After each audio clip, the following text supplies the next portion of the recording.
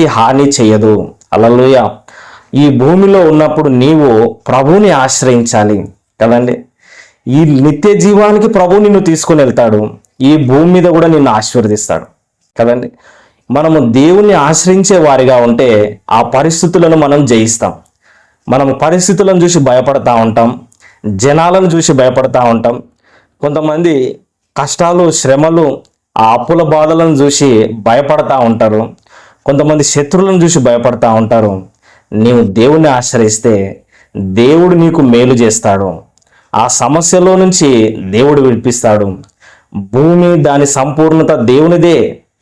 మరి ప్రభువా, నాకు ఈ సమస్య ఉందండి బ్రదర్, నాకు కొంచెము ఆశీర్వాదం లేదండి, నేను ఎక్కడ బ్లెస్ అవ్వలేదండి, ఆర్థికంగా కూడా చాలా వీక్గా ఉన్నానండి చాలామంది చెప్తారు.